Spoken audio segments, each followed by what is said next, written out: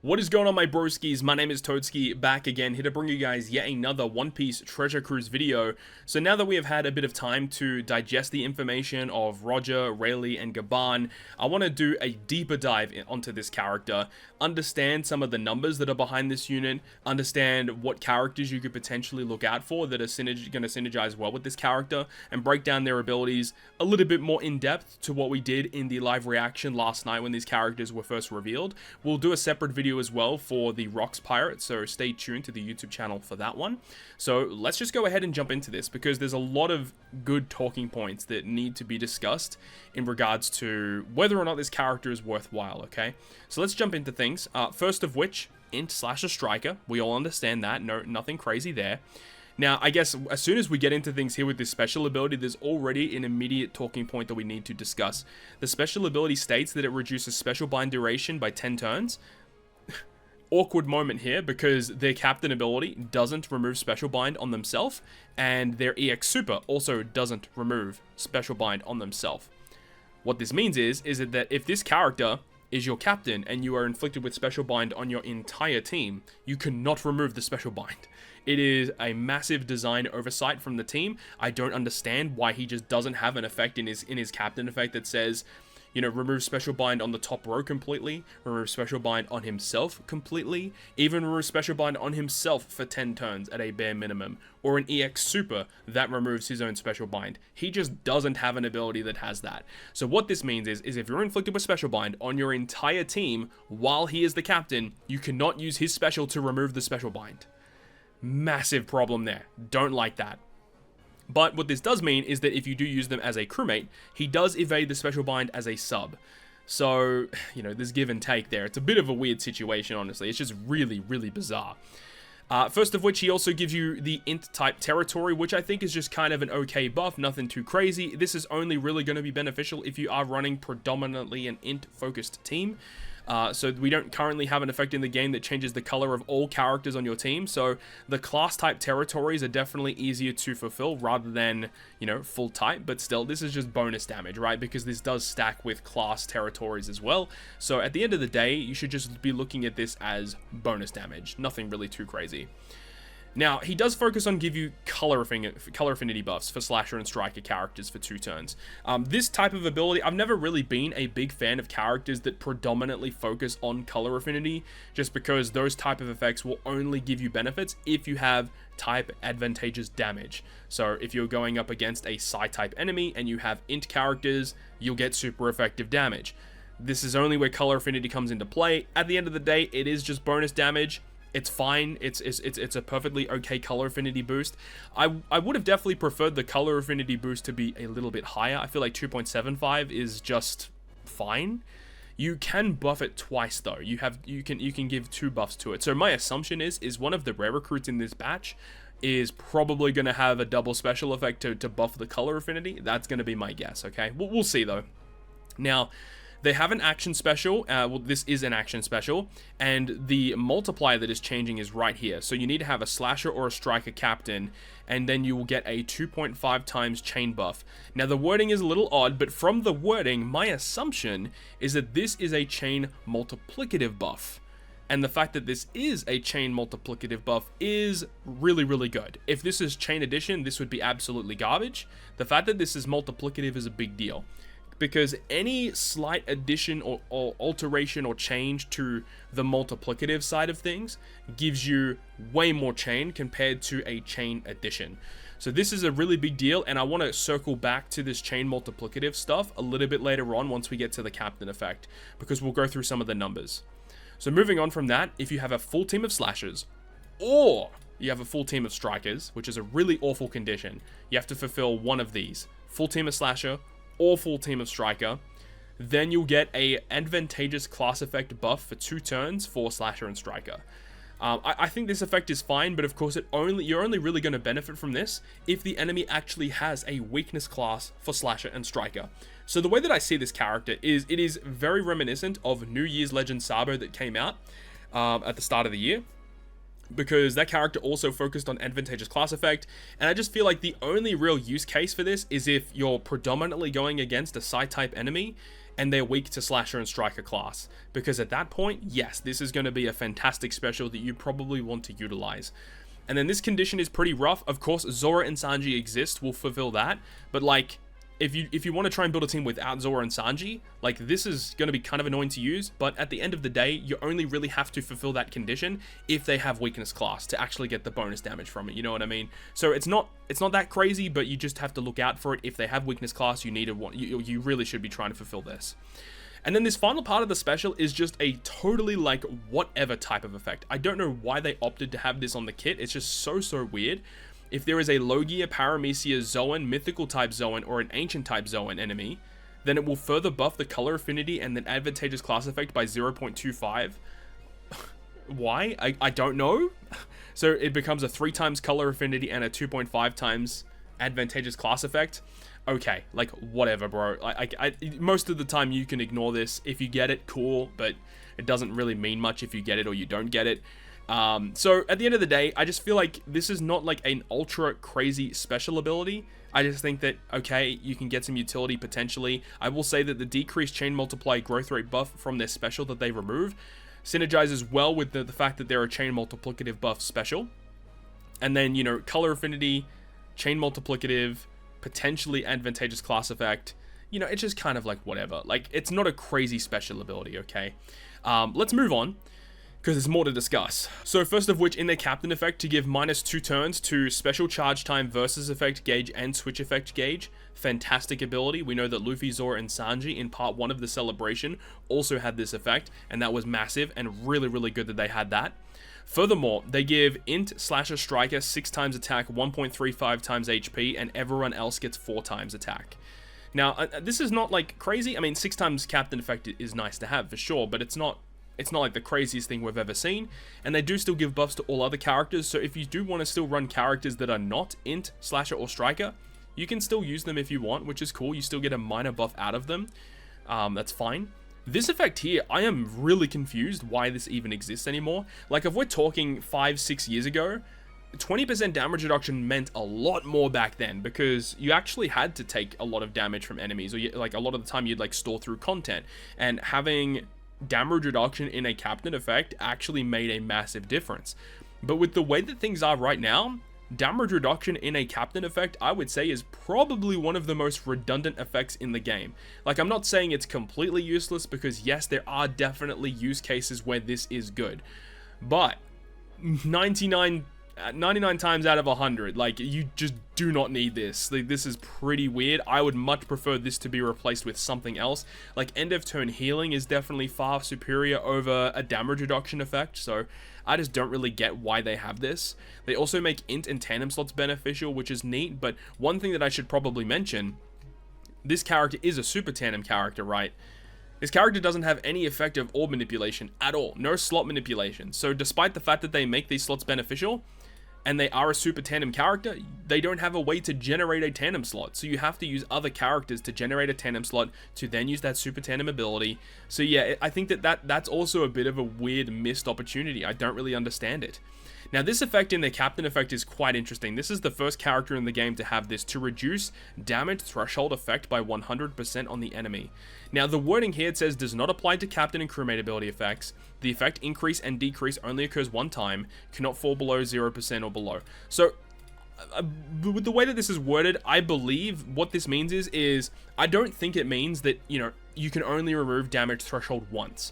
My assumption is this is just referring, you can only increase or decrease the enemy's damage threshold one time per instance that it occurs.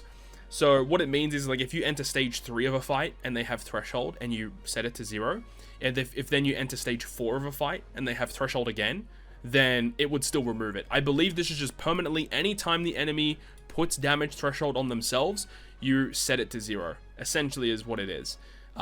And if that is the case and it works that way, perfect. I'm all good for that, because that's a really interesting, unique ability. You just don't really have to worry about damage threshold. One thing to note, though, is that if you are inflicted with despair first, and then the enemy inflicts a damage threshold on themselves, then this will not trigger. So do keep that in mind. So here we get to the interesting parts of the captain effect. So it mentions that if the crew uses a special ability to boost the chain multiplier growth rate except additive boosts, which would refer to multiplicative buffs. You extend it by 1 and buff it by 0.2, stackable with other effects. Furthermore, says that if the crew uses a chain multiplier growth rate alterating effect, extended by 1, boosted by 0.2, stackable. So the way that I kind of understand this is that this effect refers to chain multiplicative buffs, and this effect refers to tap timing chain buffs. So if you hit a perfect, you buff it by 0.5 or whatever it is, instead of the typical 0.3. So let's go through the numbers, because obviously this effect, to buff the multiplicative buffs by 1 turn and 0.2 multiplier, means that it actually lasts for 3 turns, which is good, and then buffing this to a potential 2.75 times is pretty good. So I want to go through some of these numbers that, like, what does this mean? The 2.5 times chain multiplicative, and then also buffing those effects by 0.2, okay? So here are the numbers. So meaning that, you know, if you have 1 tap, 2 tap, 3 tap, all the way down to your last tap, without any chain buffs at all, if you hit perfects consecutively, you max out at a 2.5 times chain multiplier.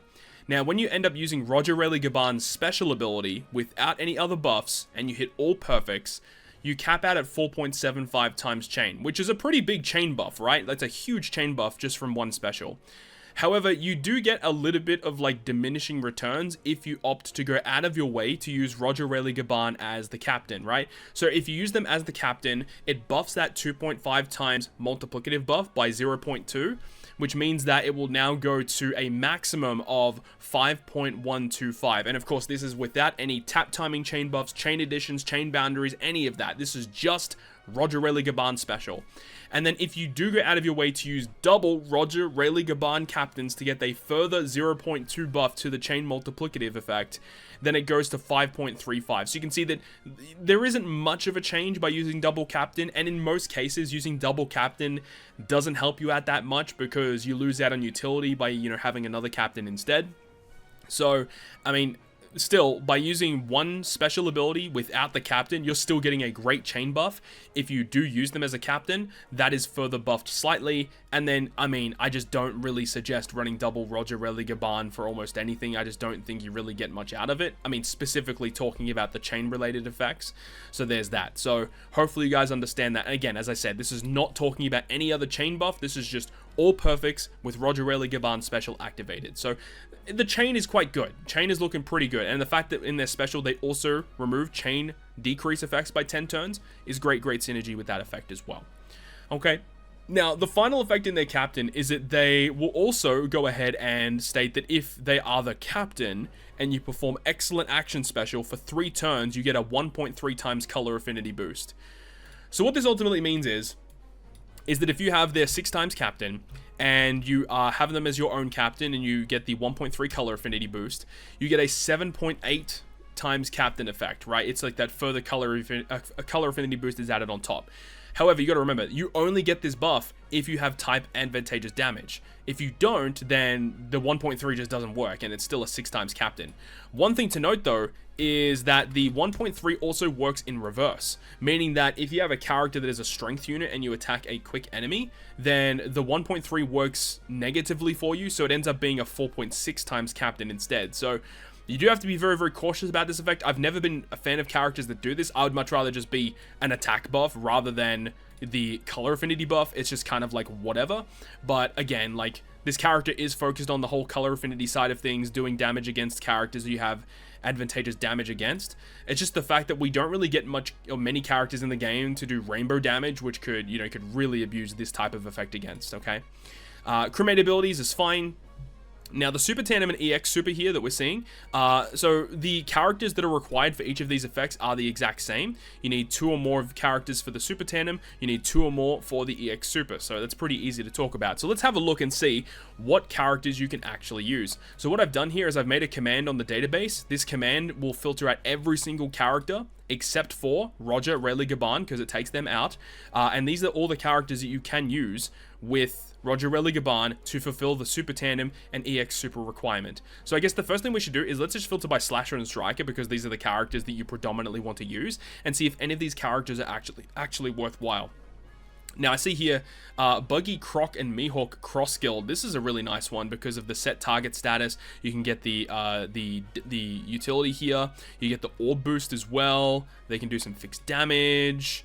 And then you could potentially get a chain boundary if you get their third special. So that's kind of interesting. So cross-skilled is an interesting unit that you may want to look out for. Luffy, Zoro, and Sanji, of course, this character has amazing special ability buffs, granting you massive damage. Of course, you won't be able to get everything to activate completely because you're pretty much not going to be running, full, worst gen Straw Hats or 4 Emperors, but still, it's something to look out for. The Red-Headed Pirate's a pretty solid character, pretty solid unit overall. Shanks and Buggy. This character is also focused around color affinity, and they have great utility. The Odin character is fine, I suppose. 10th anniversary Shanks, stay winning, man. This character just consistently, is just, whenever we get more slasher and cerebral support, this character is just immediately one that comes to mind.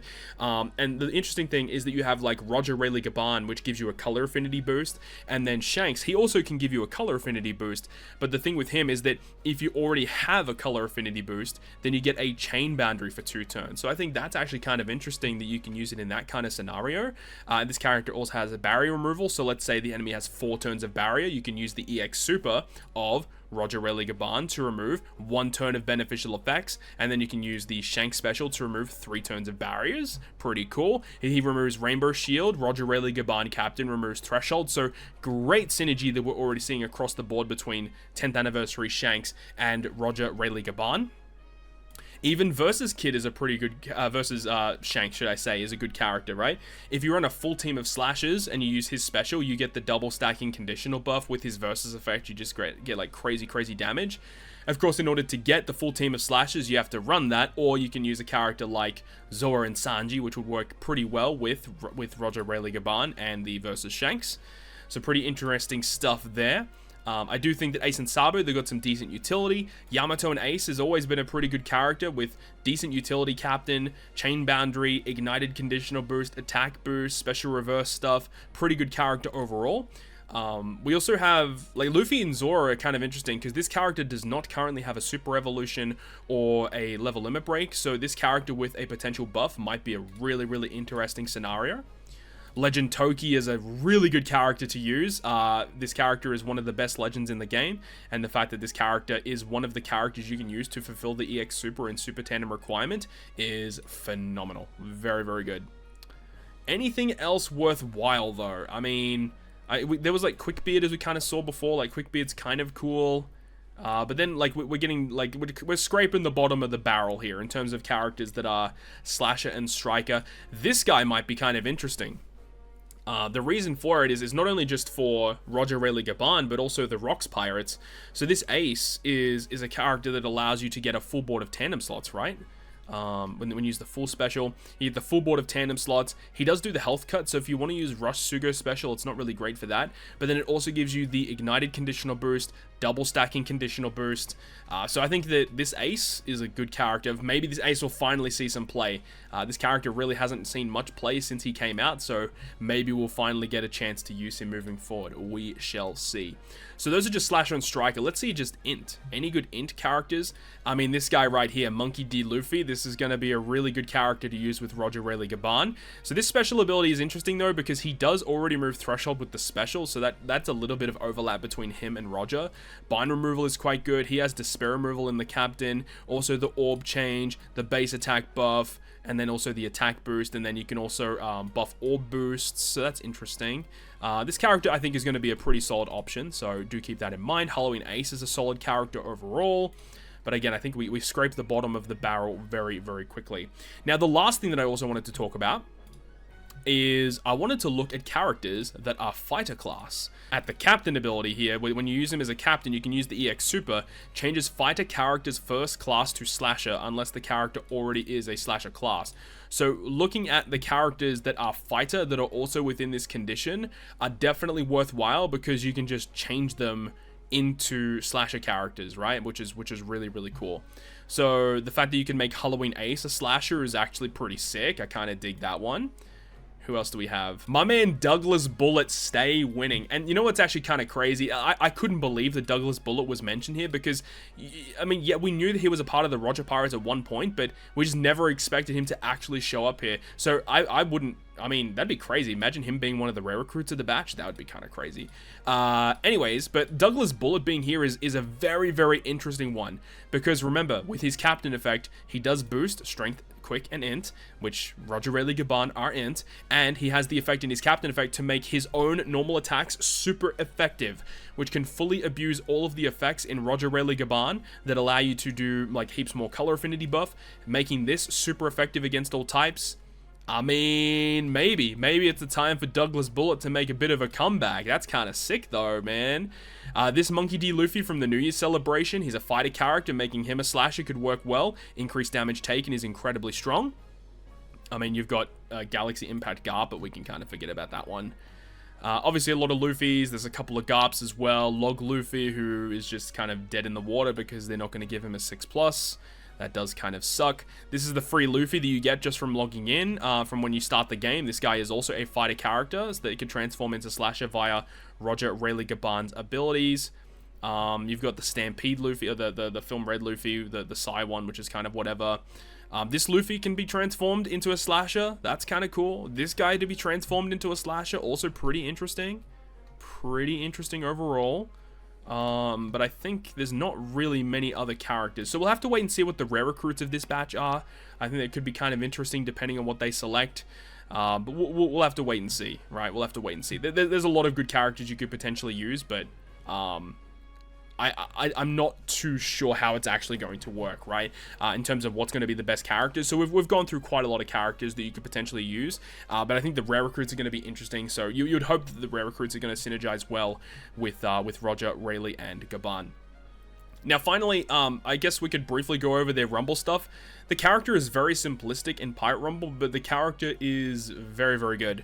As you get the 1.5 times damage through defense. Of course, if you have investment in this character, oh my god, this is going to be disgusting.